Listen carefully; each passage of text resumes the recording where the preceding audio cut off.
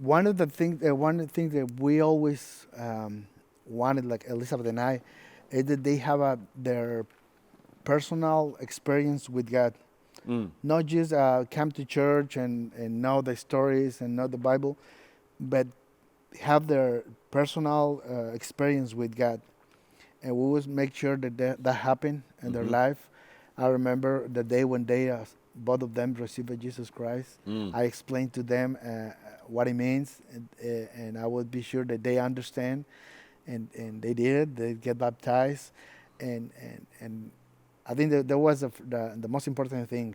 And the other is we always involve them in the ministry. Yes. You can see them always, and all the pictures that we have from the Hispanic Festival, they are there. Yep. They're doing something on the vacation Bible schools. Wherever we go, they went, and they participate.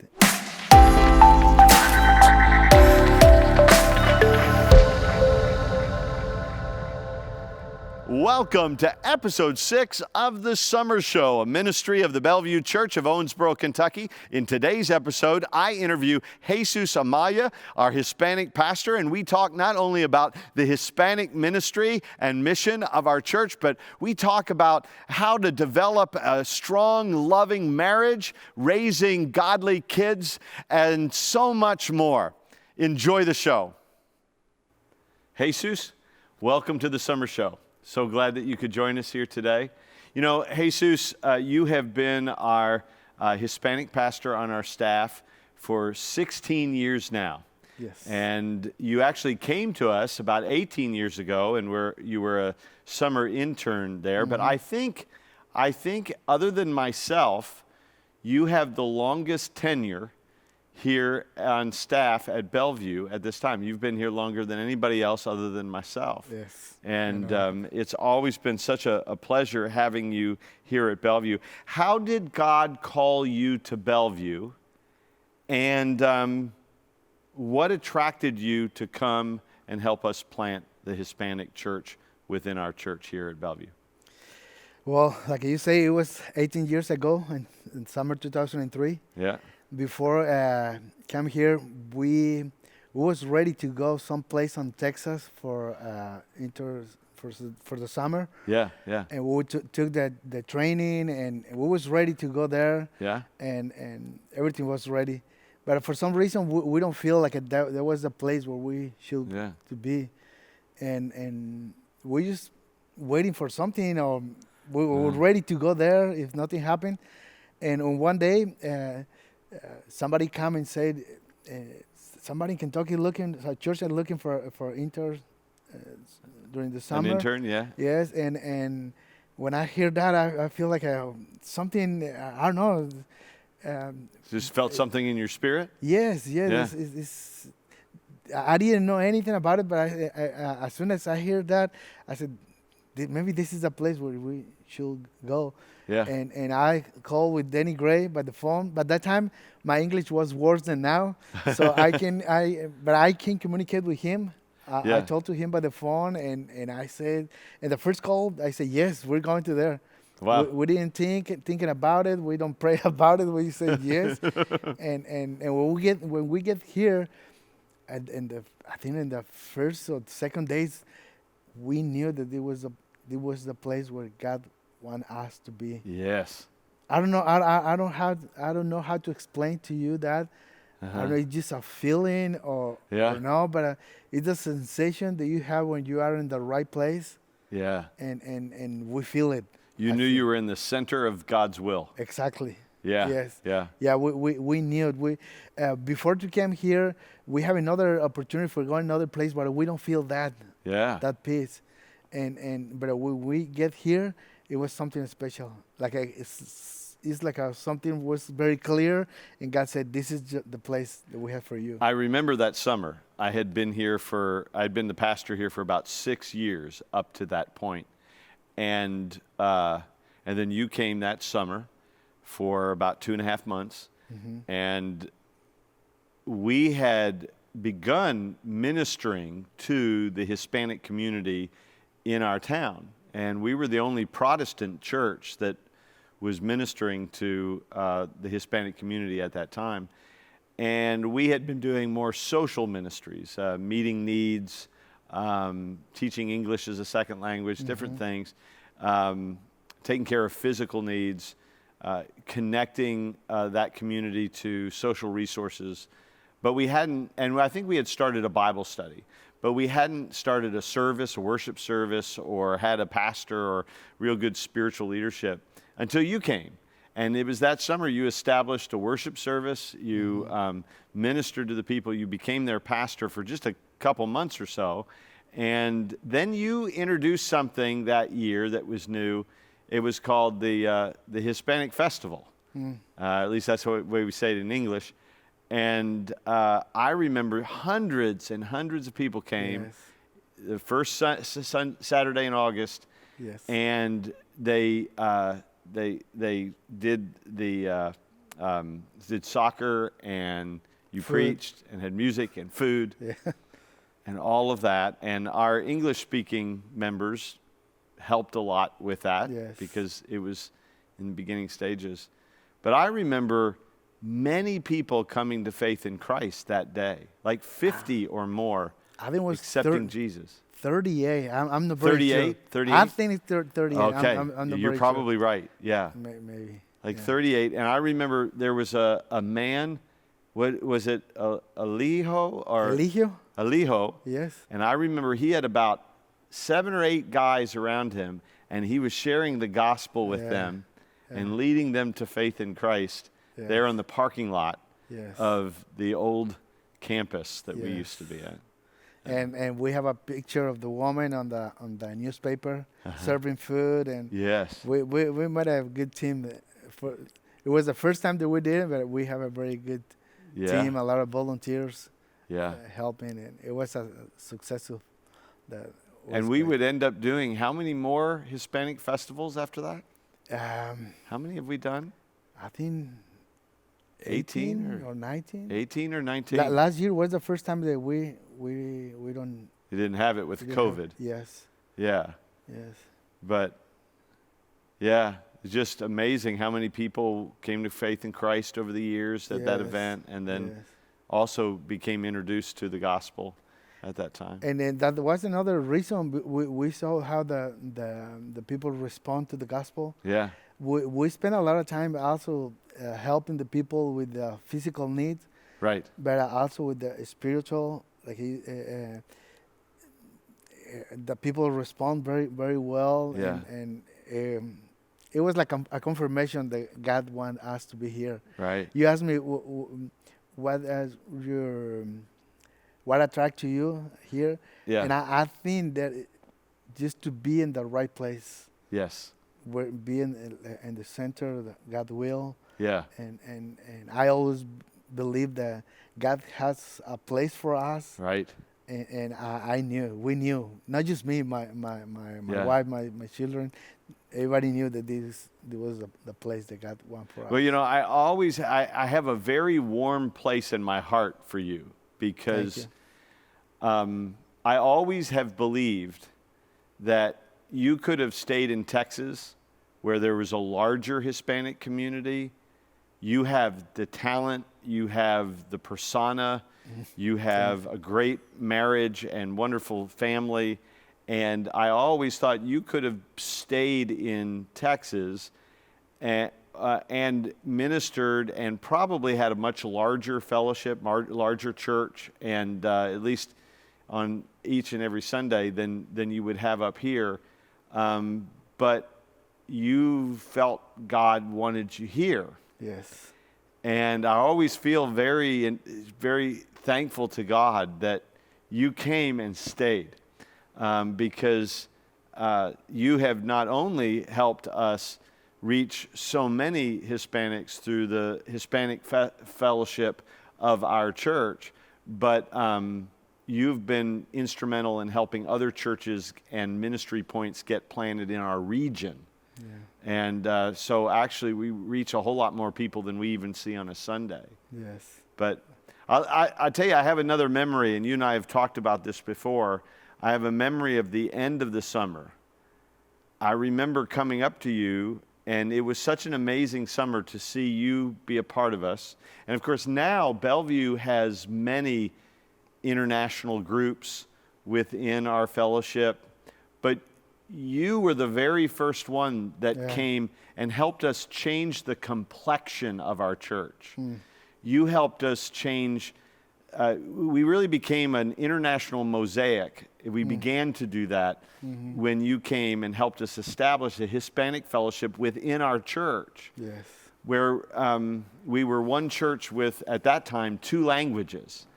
And that was such a work of God that summer that when you had to go home, the last Sunday or the last day that you were with us, I met you in the lobby of the old church building. Yes.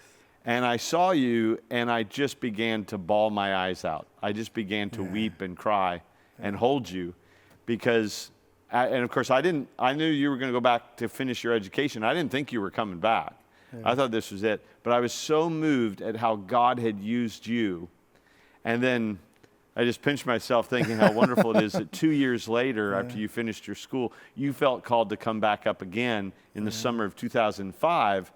And since then, for the last 16 years, you have been with us full time. Yes. And you're not a young man anymore. You're becoming older, and you've established your life here.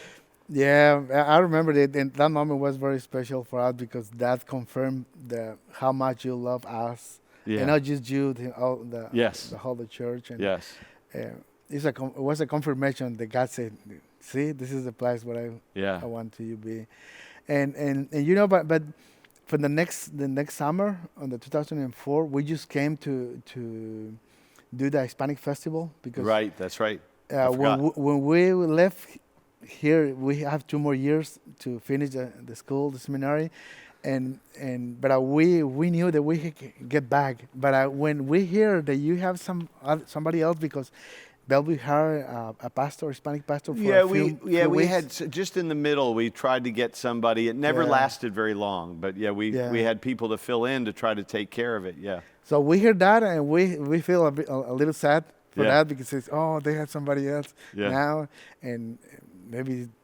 it was a mistake. It's not the place. Yeah. But when we hear that he wasn't here anymore, we're happy again. We're happy again. It's maybe it's another chance. Yes. And we came back in the 2004 to do the Hispanic festival. But we came here after we went to Arkansas. In Arkansas, we spent the summer there. Yeah. I was working with 2 of my best friends on the seminary, and they invited me to work with them. And it was very attractive for me to work with them. And they made a formal invitation for me as soon as I finished the seminary, go and work, made a team with them. And they came here, and I thought that summer you and Danny Gray told to me about the possibility to come and next year and work full time. Yeah. And my heart started beating again and said, wow, this is the place. And when we left, living, Danny Gray gave me a big yellow envelope with all the information, the formal invitation. Yes. And I remember to say to him, I would pray about it. But I knew that it you knew God had already spoken. Yes. Yeah. And when I was driving back to Texas, I was just thinking, and God spoke very clear to me. He said, this is not something that you have to pray about it. You know what is the place that I want to you. That's right. And I just called Danny Gray, say, Danny Gray, we'll be there next year.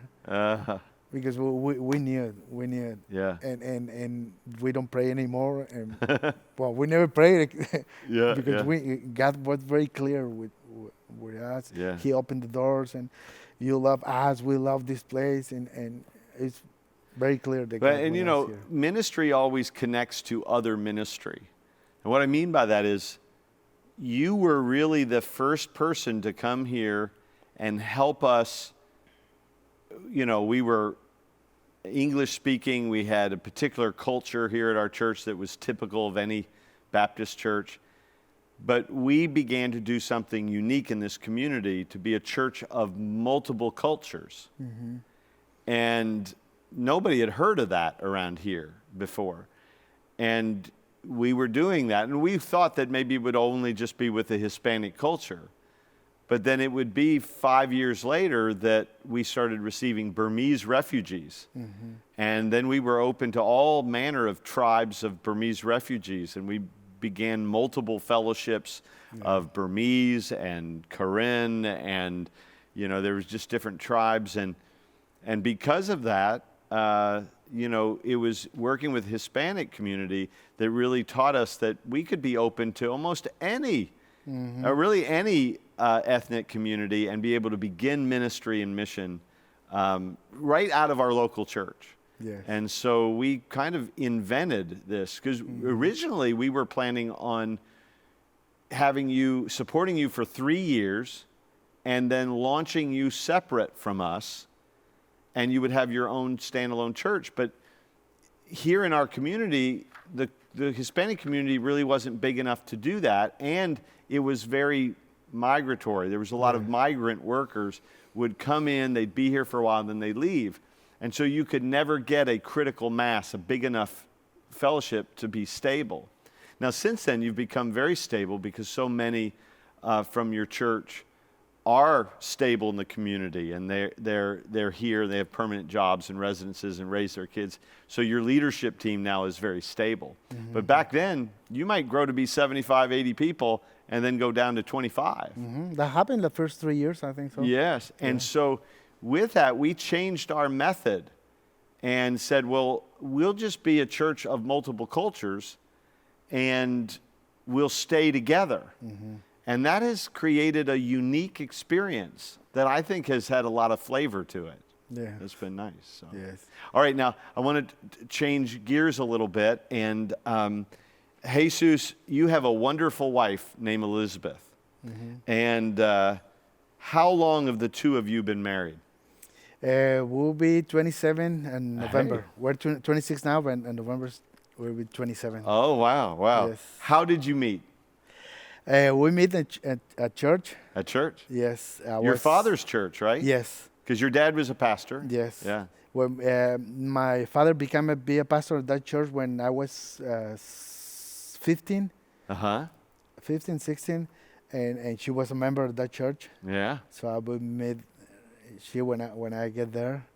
And we went to we started dating when we were 17. Okay. We went to a mission trip from our church. Uh-huh.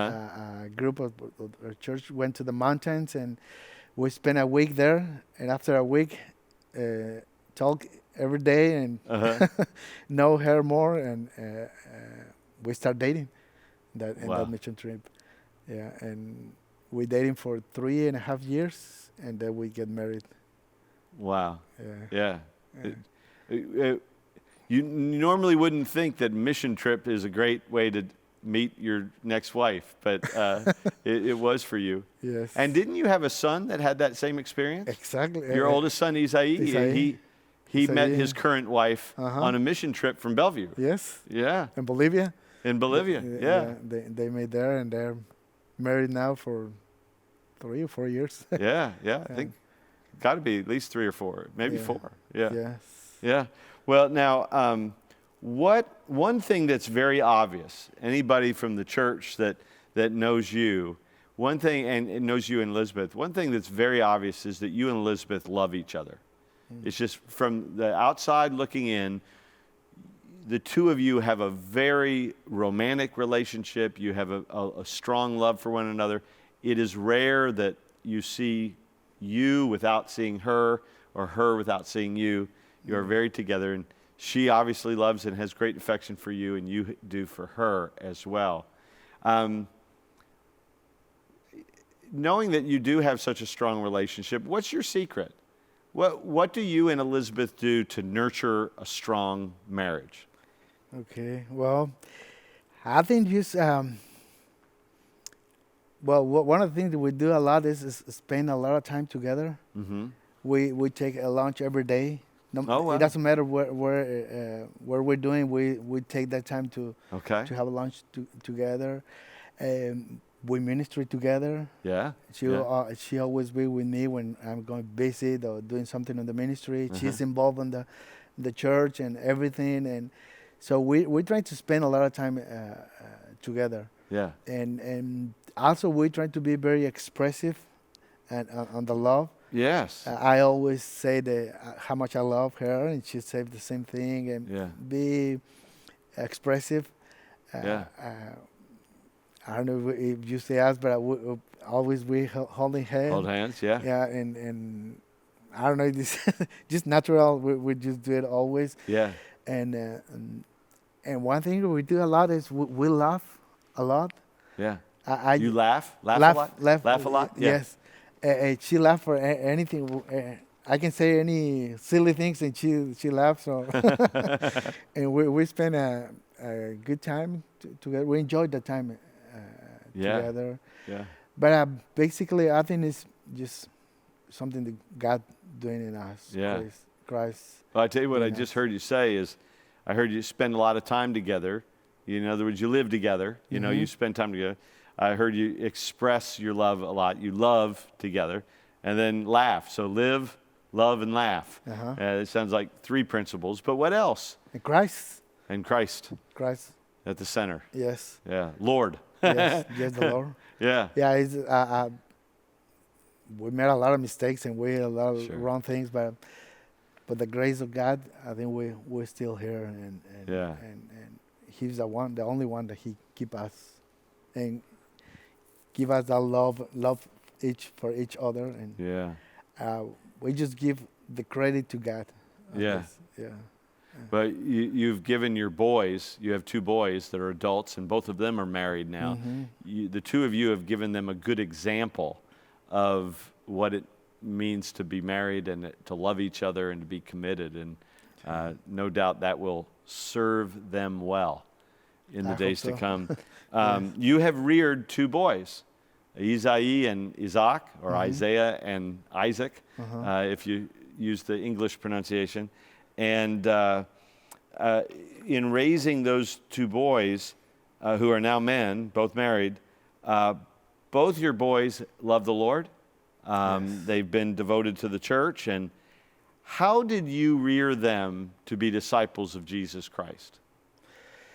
Well, one of the things that we always wanted, like Elizabeth and I, is that they have their personal experience with God. Not just come to church and know the stories and know the Bible, but have their personal experience with God. And we always make sure that happened in their life. I remember the day when both of them received Jesus Christ. I explained to them what it means, and I would be sure that they understand. And they did. They get baptized, and I think that was the most important thing. And the other is we always involve them in the ministry. Yes. You can see them always, and all the pictures that we have from the Hispanic festival, they are there. Yep. They're doing something on the vacation Bible schools. And wherever we go, they went and they participate on that. So they feel part of the ministry. Right. And I think that helped them to love the church, love God, and it was a key for them to keep on that. Now they're still they are faithful attending to the church, and they are involved also. They are ministry, serving in the church, and that makes us feel very proud of them. But you would bring the boys with you too sometimes when you were ministering, didn't you? Yes. Yeah. Yeah, when we was they were little, we take them with us to visit. Yeah. We never leave them at home, and they learn. Yeah. They were watching and they were learning. You know, that's what I did with all of my kids. I would bring my children with me to the hospital to visit people. Would bring my children with me to sometimes deathbeds where people were dying, and they would see me pray for those people, care for those people, and they learned how to do that too. And I wanted them to see that as normal. Yeah. And I think that's something that a lot of parents listening today can really learn that if you want your kids to do something that you like to do, you take them with you They and have to impart watch. that. Let them experience it, whether it's ministry or maybe your work or something that's important to you. When you bring them with you, makes it. I didn't know how much they learn about it, but one day, many years ago, and one Father's Day celebration, they made a video of me. I don't know what is the word, but they pretend to be me. Imitate. Yeah, imitate They to imitated me, you. Yeah. and they would imitate everything that I did, what I do, and how you talk with the people with the phone, and what you do, and more than it was a little very funny, Yeah. but I was amazing how they were learning all that Yes. stuff, and I just learned. They was watching me all the time, Yes. and they were Yeah. learning. Yeah.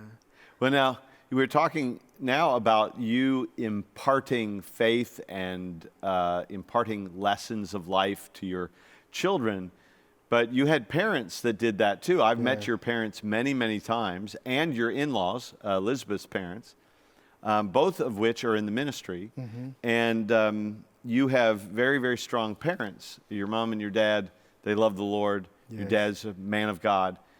Your dad was a pastor, your pastor growing up. What did he teach you, and how did he help you become a man? I think he did the same thing. Well, I did the same thing that he did with me, because we always be involved in church, and he always be taking care of us. I heard many pastor kid, they don't love the church because they feel like they're taking away Yeah. their parents. But I never feel that with the church. I think my father keep a balance between church and family, and that helped a lot. And Yeah. we learned to love the ministry, the church, and I just learned from his example. Yeah. He was like you said, a man of God, and for many years he was the only person that I heard to preach. Until YouTube, I started preaching here. Yeah. And when I moved from his church, but I learned from him. Yeah. Many of my first sermons, I preached the sermon that he preached. He Yeah. gave it to me, and I preached the sermon. So I just learned from his example, and but he was very intentional to us to be ready that we have a close relationship with God. Yeah. And I have another two brothers. They are in the ministry. Yeah. Wherefore, and just one is not in the ministry, but he's a faithful attendant. Faithful Yeah. to the church. But the other two, they are a minister too. Wow. Yeah. Wow. Now, what would you say? Because we've just talked about the important role of being a father that's a mentor. Who loves his wife, who loves his children, can balance church and family. What would you say to men listening today? What would you say to them, men who want to rear children in the way of the Lord? What would you want to say to them as to what they need to do to be better at sharing their faith with their children, or imparting the faith, or teaching them how to walk with Christ? I think that we have to, or every man, we have to know that the responsibility for the spiritual life of their children. We're responsible. Responsible Yeah. for them, not the church. Right. No, the teacher in the Sunday school and the class. Yeah. We are, and we Yes. have to take that responsibility. Yeah. And be sure that they are understand Yes. what the gospel means, and the sin and all the stuff. Yes. And be sure, because we think if we just bring to them to the church is all our job, but now we have to be sure that they understand what means to be safe. Yes. And spend time with them. Yeah. It's not easy thing sometimes. I know, especially maybe for us, it's a little bit more easy because we are in the ministry and we can Sure. involve them. But Yeah. somebody who work in other having different job, Right. come home tired. It is hard, but we have to do it. You have to take responsibility. Take Yeah, we don't have responsibility. to be perfect Exactly. as long as we're honest. Yes. But we do need to be intentional. Yes. Yeah. And be a good example. Yeah. I think, like you said, they are watching us all the time. All And the time. they are learning from Yeah. us. They're learning our mistakes too. Yes. And And our weaknesses. somebody said that they don't do what we say to them to do. They do what they watch us to do. Yes. I don't know if I said it No, right. you said it right. Yeah. Yeah. We do. We learn more from what a parent does than what they tell us to do. Yes. That's right. Yeah. Yes. Yeah. Now, you've been in America, and you're an American citizen as of, what was it, about 4 years ago, maybe? 3.5? 6 years ago. 6. It's been 6 years? Yeah, I think it was in 2015. Yeah, you're probably right. I think it's... So well, I'm not very good with I remember I got to go to the Yeah, you went with Homeland us? Security building in Louisville, Yes. and you became an American citizen. We have a lot of picture of that. Yeah, yeah, yeah. did. And it was in the winter time. I think it was like Yes. January or February or something Mhm, like that. mhm. And so that was very exciting. But you were born in Mexico, but for the better part of your adult life, or most of your adult life, you have been in America.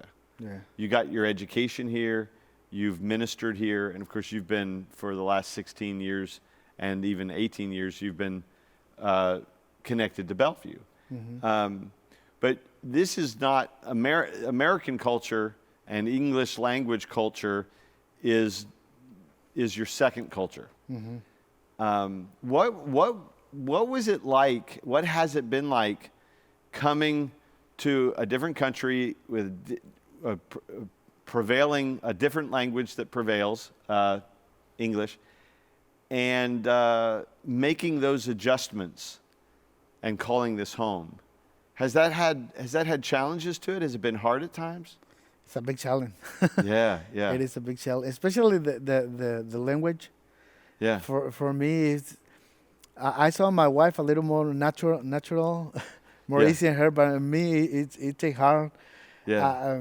Yeah, she picked up the language faster than you did, Yes. right? Yeah. Yeah, she speaks better than me. Our wives are smarter than us. Yes. But it's very hard for me because I know. I remember when we went to San Antonio, we came. When we were in Mexico, we were looking at a seminary to go and prepare for the ministry, and I have an option in Mexico City, and I found another in San Antonio. So I don't want my children. I don't want to raise my children in Mexico City. It's a big city, crazy Yeah. city, Yeah, and it's a beautiful city also. But I Oh, don't sure. want they grow there. yeah. So San Antonio looks a very nice, very good It's a option. nice town, yeah. Yes, and God opened all the doors for us to come. It was a Hispanic seminary. Yep, We know that they teach in Spanish, yep. and we came to that. We don't come to thinking that we would learn in English. When we get there, they were in the process to change the bilingual seminary, Uh-huh. and then for a English seminary, Yeah, Hispanic yeah. but in English. Yeah. And we were in that transition. It was very hard for us to do Yes. that because we don't come to here thinking to stay. We just come to Get educated. educated and go back to ministry in Mexico. God having a different plans Yeah. for us. So I guess being in a seminary that was transitioning and introducing English into as the operating system of the school little by little, that actually probably prepared you for coming up to Kentucky Yes. and establishing a strong bulkhead of Hispanic ministry here. Yes. Yeah, and there's still be I'm not very also. I'm a little lazy to improve my English. Uh-huh. I recognize that, but it is hard for me to improve. But it is hard. Well, you're so Is it- much better now than you were 16 years ago. Because there's a lot of times you and I had a hard time communicating Yeah. at all. We could communicate our heart better than we could our ideas. Yes. But now we can always get our ideas Yeah. across. And You do quite well. On the culture, there's a lot of things of the American culture. I like it. Yeah. So I don't have too much problem. Yeah. Not everything. I don't like everything, but No. many things. I don't like everything about our culture too sometimes. It's a lot of things that I like. For maybe it's a little bit more easy about the culture side than the language for me adapt to that. But it was hard. It was hard. Well, you've come here. You've established a Hispanic ministry. A lot of people don't realize just how expansive it is. Of course, we have a worship service here. We have a church fellowship within our church, the Hispanic ministry, that looks very much like any church would. But you've also been a part of starting other churches. And what are some of the other churches and church starts and services at other places? List off some places that we've started ministries in the Hispanic ministry. Right now we have a established church in Beaver Dam. Beaver Dam? Beaver Dam is there, but they own now. Yeah. And we launched them just a few months ago. Yes. I got to be a part of that service. That was there. wonderful. And we have now in Madisonville. In Madisonville? Have a group established there. Yeah. And they are doing very well every Sunday. Yeah. We tried to do something in Seabury, but it didn't work. Oh, okay. So we very tried well. in Seabury. Seabury is a small town. There's a bunch of Hispanic church there. Yeah. And Beaver Dam and Madisonville, they are working very well. Yeah. And also I'm going to Henderson to do chaplain. You're the chaplain at Ellis Park. Ellis Park, yeah, for the Hispanic. You've been doing that for 3 years? This is my third year. The third, yes. third summer. Yeah. Yes. And last year the last 2 years I was more focused on just on the Hispanic. But now the other chaplain was in the church in the English. He retired, so I would be the only one there for.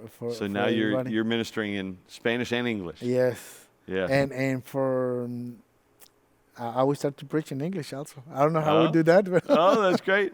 You'll do great. You'll do great. I believe in you. For 5 minutes, maybe. What are some other things that you hope to accomplish in terms of expanding Hispanic ministry? Do you have any other hopes of places to start new ministries or things that you'd like to see done even here at Bellevue?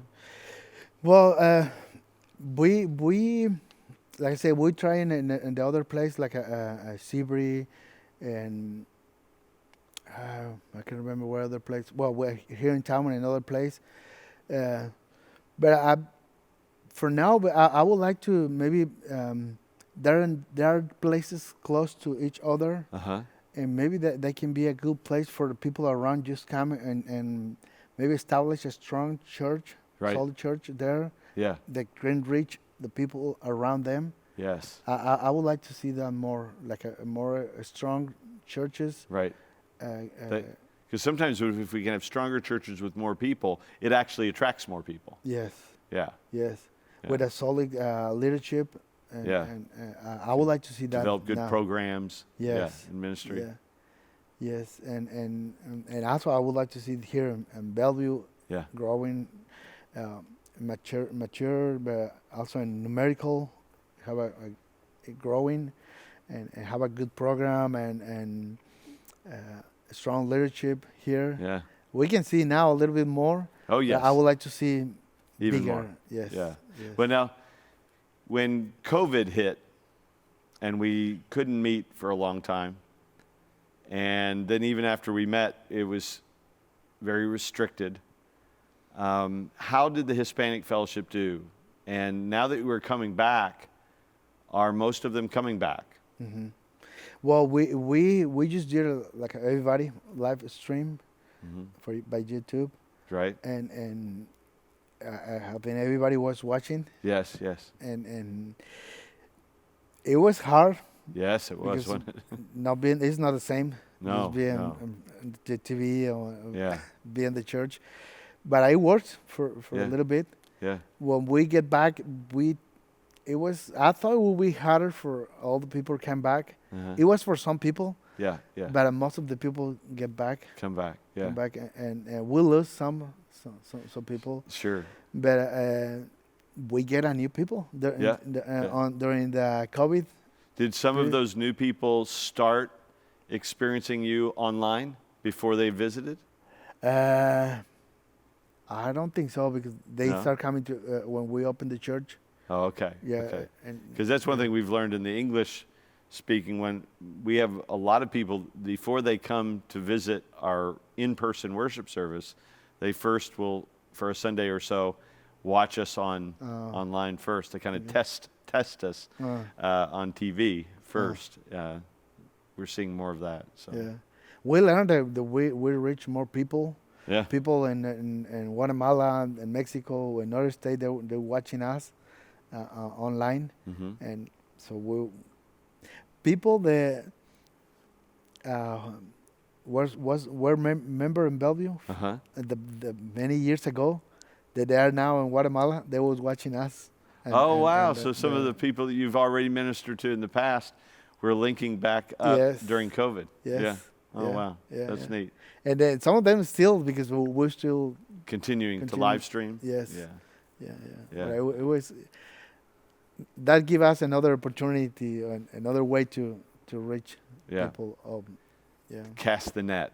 Yes. Yes. Yes. Now, I've always thought of you as a strong man of God. Like I've known you to be someone who loves to preach and share the word and have the public ministry. But I have seen and noticed that you are the same behind the scenes as well as on stage. You take very seriously your relationship with the Lord, your personal relationship with the Lord. And I've always seen you and thought of you as a real, true man of God. Thank you. And what are the things that you see are important if you're going to be a man of God? And this, of course, can apply to women too, some of those principles, but I'm specifically talking about being a man. You know, I hope that there are many men that will watch this show. And for a moment, I'd just like to say, how do you choose to be a man of God? What things does a man of God do? How does a man of God think? What is important if you want to be if somebody that's listening to us now is a man who wants to walk with God, be a man after God's own heart? What's involved in that? Well, like I said, a few minutes ago, I think it's take the responsibility or be aware of the responsibility that we have like a man. We are example for our children and the leader for our wife, and we have a big responsibility. Yeah. And maybe now the world today don't The world? Yeah, the role for the man is taking that role that God give us. Role. The role that God give us Yes. as a man, and they say different now. We like it take us a responsibility of that, but we have a big responsibility under eyes of God. Yes. And we have to learn that and take it. I love what you said there, because that really is the key to manhood, is taking responsibility. And that's true for being a human, whether you're a man or woman.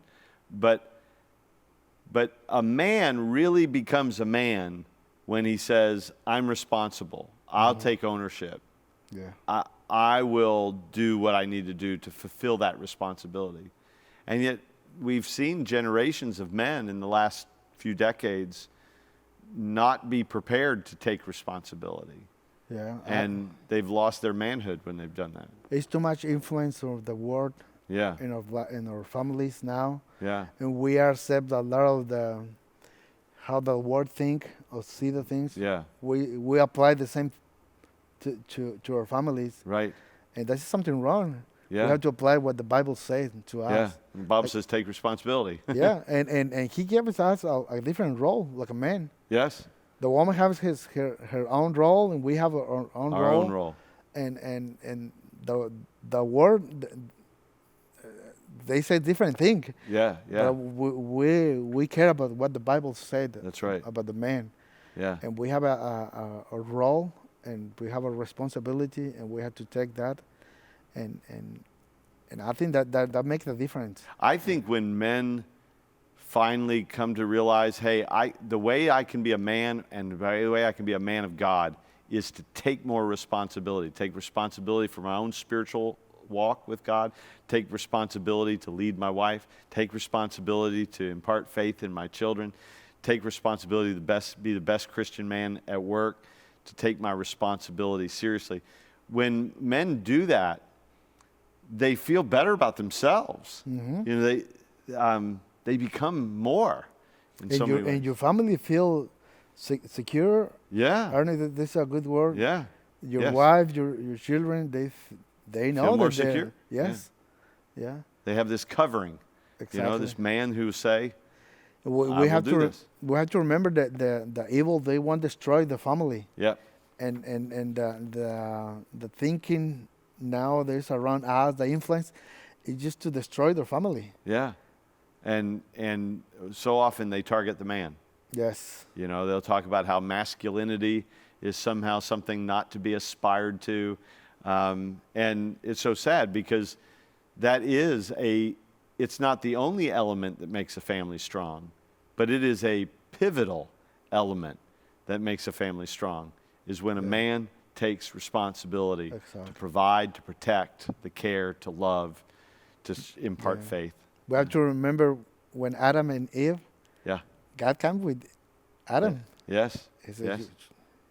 "What happened here?" Yeah, that's right. he asked to Adam because he had the responsibility. And what did Adam do? Adam cast off his responsibility and blamed Eve. You know, I mean, the first thing sin to of a do. man was that he didn't take the responsibility. He knew what the truth was. Yes. God had said, this tree, yes, this tree, no. And he could have said, whoa, I heard from God, and God said this, and we wouldn't have the sin in the world that we have now. And yet we repeat Adam's sin all the time. Whenever we shirk our responsibility, we cast it off. Yes. And Yes. well, now, Jesus, you're about 47 years old, right? Yes. 47 years old. And so you would have been about 29 or 28 when you came the first time in 2003. And we were all younger back then. I was in my early 30s at the time. But, you know, when you're our age, I'm 53, you're 47, and I certainly started thinking this way when I was your age and a little bit before. We start thinking about, we realize that we're not going to live forever, and that we're not going to be able to minister full time forever. And we start counting down the days to see, you know, when will we have to retire or something like that. And of course, I think you and I will never fully retire. Yeah. We'll always want to be preaching and ministering if we had health, if we have the health to do it. But what is it when you think of the next 2 decades? Because you'll be like 67 in 2 decades. When you think of the next 2 decades, what do you want your ministry to look like? And how do you want to leave a legacy behind? Okay. Well, I would like that the people see in me a man who loves God Yes. and serve the Lord Yeah. and serve the people Yeah.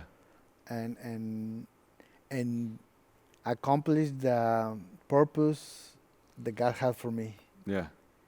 I'm very afraid and get old, older, be 70 years old, Yeah. and see myself like a foolish man.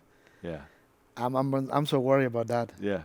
I would like to be 70 years old or 67 Yeah. years old and be a wise man. Oh, yeah. Have always the right answer Yeah. Yeah. for any question. Yeah. I would like to know many things and Yes. have an answer and be wise how to do that, how to respond and share the wisdom with my grandchildren, with Yeah. people who ask me. So I would like to be a wise man in 2 decades, in 20 years more, Yeah. and when I've just be with the Lord, just the people remember me with a man who served the Lord and accomplished the purpose. that God That's has for me. inspiring, and that's something that really any of us whether we're in ministry or not, whether we're men or women, all of us can want to be that. We can want to be known as someone who serves the Lord and who grew in wisdom and imparts that wisdom to others. Yes. That's a good place to end. I'm so thankful for you letting me interview you, Jesus. But before we end the interview, I always like to end these interviews with something a little lighter. A rapid fire session is what I call it, where I ask questions that are not so serious questions, some of them, and maybe just a little fun. Can I ask you some questions real quick? Yeah. Rapid fire? Do I need to be very honest on this, or just? Yes, you have to be honest. Okay. Of course. Yeah. All right. Yeah, these are they're not hard questions. Favorite sport? Soccer. Soccer. Yes. I'm not surprised. I was anticipating you, and you're good. I at love it, basketball also, but Do soccer. you like soccer, basketball too? Yes. Yeah. You're very competitive. I know. Favorite movie? Do you have a favorite movie? Movie. I can't remember any movie now. Yeah. I like movies, but in the last years, I'm just so more serious Yeah. than movies. Okay, that's fine. That's fine. What's your favorite flavor of ice cream? Chocolate. Chocolate. Yes. Oh, okay. All right. You were very quick there. You Yeah, I love knew what chocolate. you liked. All right. Where in the world would you like to visit that you've never visited before? China. China. Yes. Really? I would like to be in one of the big cities. Yeah. Shanghai, Hong Kong. Yeah. Any city in China. Also the mountains in China. Yeah, in the mountains. Yes. I've seen mountains in China. I don't know that I've seen the biggest ones, and then I've been to Shanghai and I've been to Hong Kong. Oh wow! So you did it for me now. In Hong Kong, I was only in the airport and could see it through the window. But in Shanghai, I walked the streets of Shanghai. And it's massive. Yeah. And that was 21 years ago when I was there. So it's even bigger now. Yeah. And very different culture. Yes, than that is what attracts me, because it's something. I think it's another world. Yeah, you feel like you've traveled to another part of the universe. Yes. So, okay, if you could go back in time, what person in the Bible would you like to spend a month with other than Jesus? Maybe with David. David? King David. King David? Or Paul. Or Paul? Yes. Yeah. Well, let me ask you about King David. If you were going to spend a month with him, would you want to spend a month with him later in his life, or when he was young before he was king? When he was young. When he was young. Yes. Running around with war parties and everything else. Yes. So, yes. Especially when Saul is behind him. Yes. And he was all evading before Saul. the became a king. Yeah. All the experience. I think it was when he more close to the Lord was. Yes. You have to trust in him, and That's true. he was pure in his heart. And Yes. Yeah. They ought to make a bunch of movies about those early years of David. There's so much drama in them. So, okay. Important question. This is the last one. And we may have to explain to the audience a little bit about this. Why are you so competitive when playing Dirty Santa at the staff Christmas parties each year? I don't know. I like the competition, any kind of competition. Yeah. Either it's a gift. I'll tell you, every year, I tell the audience that every year the staff has a Christmas party and we play the game Dirty Santa. And there's nothing dirty about it. It's just where you have gifts and then you steal gifts. You steal one another's gifts and all that. And not only are you really good at it, but you are vicious. You would steal a toy from a little child. So anyway, I wanted to end on with some laughter. Jesus, I can't tell you how much I love you. Our hearts are blended together, and the fact that we get to do ministry together is one of the biggest privileges of my life, and I hope we get to serve together for many years to come. Thank you very much. And this is an honor for me working with you also, and we love also you so much and all Bellevue family, the staff, and we feel part of this, and thank you for having us. Well, God bless. God bless you, Pastor.